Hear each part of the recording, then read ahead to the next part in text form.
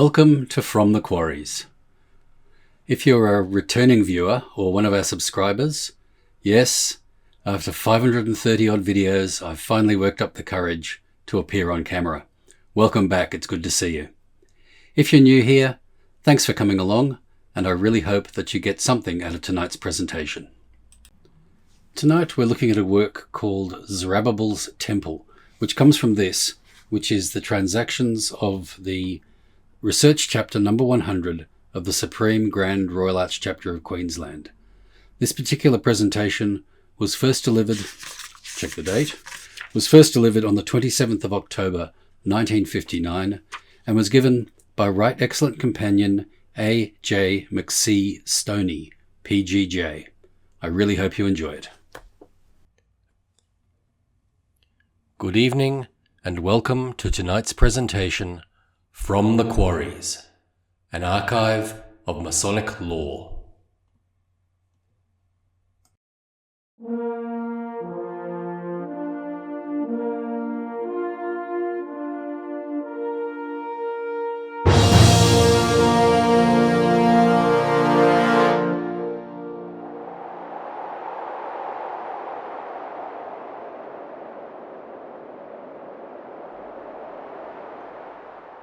It is surrounding the circumstances of Zerubbabel's temple that the Royal Arch degree is built up, just as the degrees of craft masonry are built around those of King Solomon's temple, and it is necessary to bear in mind the connection between these temples, just as for a full understanding of King Solomon's temple, it is necessary to have reference to the tabernacle which went before it. In each case, and this applies also to King Herod's temple which followed, the main part of the temple consisted of a building approximately cubical in form. The dimensions varied from the tabernacle right through to King Herod's temple, with an increase at each stage. The inner part was a sanctuary, or Holy of Holies, which was itself cubical, inside which, in King Solomon's temple, was kept the Ark of the Covenant, the table of shewbread, and some other special articles, and into which the high priest only entered once a year. In Zerubbabel's temple, the size of that chamber was increased. Instead of being 20 cubits cubed, it became 30 cubits cubed. In the same way, the dimensions of the outer chamber of the temple, in which the priests officiated during services, and inside which were placed the lavers for the ceremonial washings of the priests and preparation of the sacrifices. That proportion was also increased. In the tabernacle, it was only 20 cubits wide. It was increased at each stage, and in Zerubbabel's temple, and if I remember rightly, I'm open to correction on this because the figures are very indefinite, it was somewhere about 40 cubits. The length was double that of the width, and outside that, on each side, both in Zerubbabel's temple and King Solomon's temple, there were 3 tiers of small rooms. These 3 tiers were built between the inner and outer walls, and in each case the thickness of the walls was reduced from stage to stage, so the beams that supported the floors of these chambers in the middle and the upper tiers were supported on the edge of the walls, and the walls rose outside them again. The external dimensions were, in each case, a cube. The lore, however, in the Book of Chronicles references to King Solomon's temple, would make it appear as if all the dimensions, particularly the vertical dimensions, were doubled. And we do find several other examples of that same doubling in reference to Zerubbabel's temple, as mentioned in later writings. This may be due to considering a double cube set vertically instead of horizontally. But Josephus is quite clear on the outer dimensions of the main building of Zerubbabel's temple as being 60 cubits wide, long, and high. The authorized version of the English Bible does give us a passage where Cyrus gives instructions for the building of the temple. 3 courses of stone and 1 of timber, and has been taken by some, indeed I have taken it that way myself, in previous talks, that the walls therefore had timber interspersed after every 3 courses of stone, so as to have a level surface for the next section to build on. A proceeding which, of course, would not lead to a very great permanence in the building concerned. However, a later investigation has suggested that the correct translation of the word would not be that of courses, but stories. 3 courses of stone and 1 of timber, and so it would be suggested that above the 3 tiers of the chambers that surrounded the temple, that there was on top a 4th story of timber, and that is also to some extent supported by the suggestion that finds some support also in the writings of Josephus, that there was above the temple a large upper room in which the meetings of the Sanhedrin could take place. The suggestion is that this timber story was this upper story which contained the meeting place of the Sanhedrin and which covered, so far as I can make out, the whole area over the top of the temple, possibly over even the 3 tiers of rooms. There are suggestions that, when the temple was remodeled by King Herod, he added the upper portion, a portion in stone which became unsecure, and the upper 20 cubits of that building collapsed, at some time subsequent to King Herod's alterations. I might mention, of course, that King Herod's temple was not entirely a new building. It was more a rebuilding of Zerubbabel's temple, using the main part of Zerubbabel's temple as the core and adding to it. But even in the case of Zerubbabel's temple, there was surrounding the main part of the temple a fairly large courtyard, around which there were cloisters. In the case of King Solomon's temple, the courtyard was not so large, and it is not very definite whether there were cloisters or not. But certainly, Josephus does tell us of the cloisters that surrounded Zerubbabel's temple.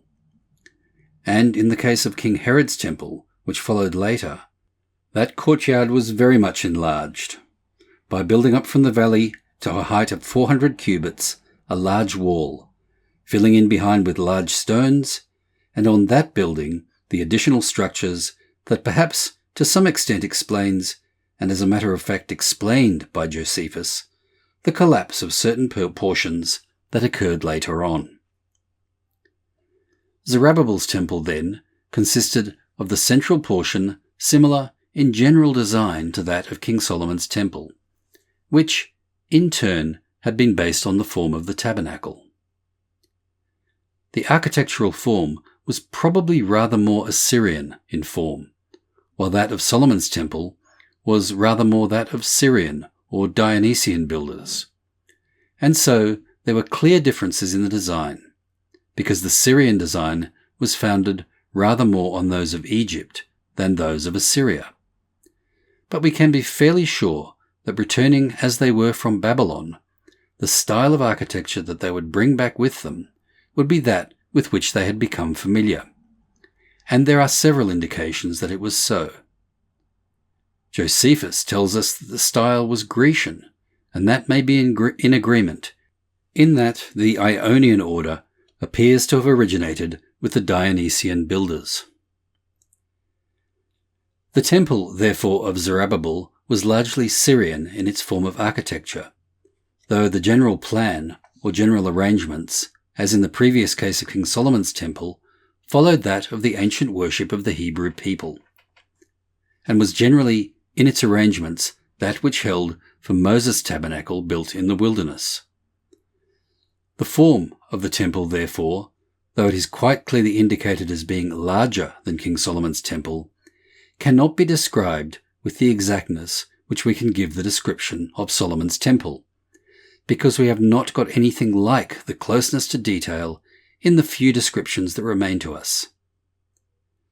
Descriptions taken from King Herod's temple cannot, of course, be used to describe Zerubbabel's temple sufficiently, because, as I said, Zerubbabel's temple formed the core for the new structure to which there was so much added.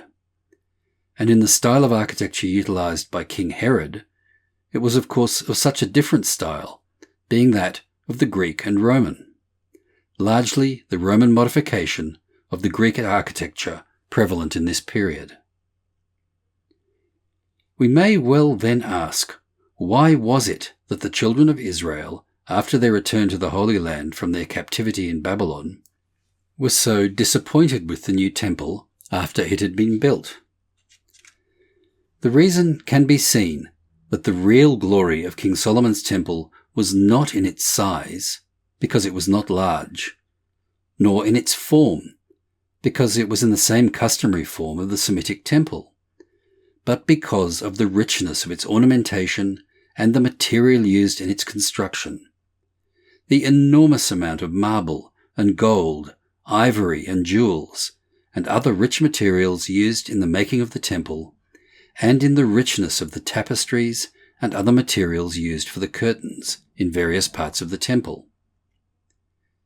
In the case of Zerubbabel's temple, though King Cyrus had ordered the return of the vessels that King Nebuchadnezzar had taken from the old temple, yet there was much that could not be returned, much that had been destroyed, and particularly the gold and other ornamental materials that had been cut from the walls of the old temple at various periods during the later years of the kingdom. These could not be returned to the temple, and it had not anything like the richness of King Solomon's temple.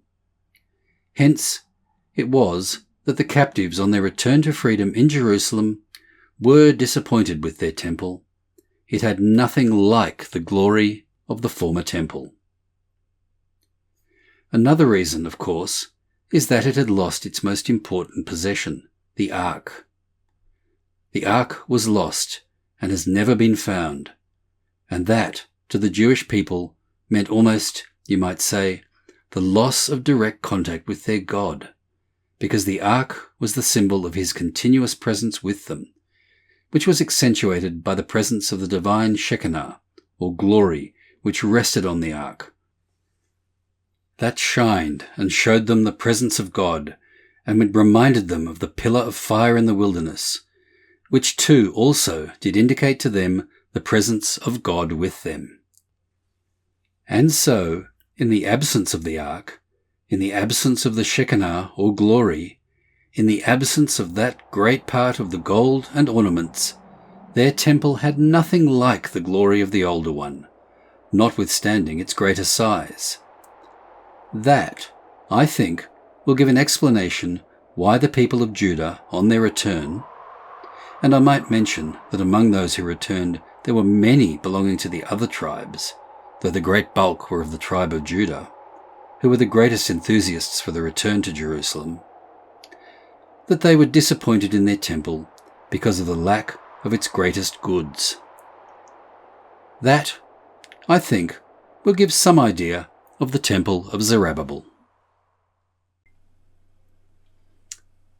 I hope you enjoyed tonight's presentation. For those of you who are new here, please consider whether you'd like to subscribe. We publish videos weekly, at least 3 or 4 times a week, including shorts and long form. And you can always get more information about From the Quarries from our website, www.fromthequarries.com.